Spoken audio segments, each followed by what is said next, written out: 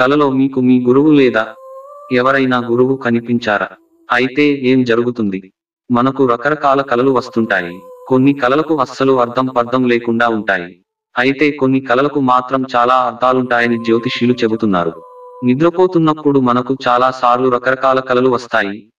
వాటిలో కొన్ని సాధారణ కలలు, కొన్ని కలలు భయానకంగా ఉంటాయి, కొన్ని కలలు చాలా మధురంగా ఉంటాయి, కొన్ని కలలకు వాస్తవికతతో అస్సలు పోలిక ఉండదు.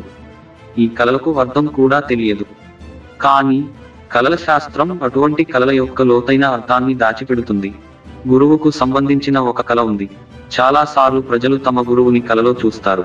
రాంచీ జ్యోతిష్కుడు సంతోష్ కుమార్ చౌబే రాంచీ విశ్వవిద్యాలయం నుండి జ్యోతిష శాస్త్రంలో బంగారు పతక విజేత కలలో గురువును చూడటం చాలా శుభ సంకేతంగా భావిస్తారు. కానీ ఇది చాలా విషయాలను సూచిస్తుంది. జ్యోతిష్యుడు సంతోష్ కుమార్ చౌబే మాట్లాడుతూ, ఎవరికైనా కలలో తన గురువు కనిపిస్తే గురువు స్వయంగా అతనిని జీవితంలో సరైన దిశలో నడిపిస్తున్నాడని అర్థం.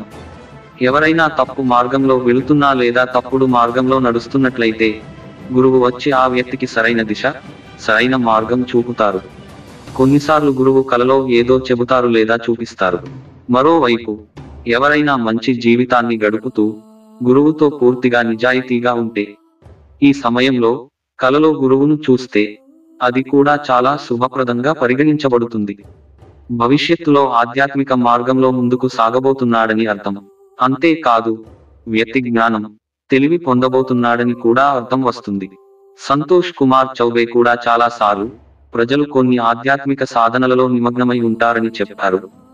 అటువంటి పరిస్థితిలో గురువును చూడటం చాలా శుభప్రదంగా పరిగణించబడుతుంది.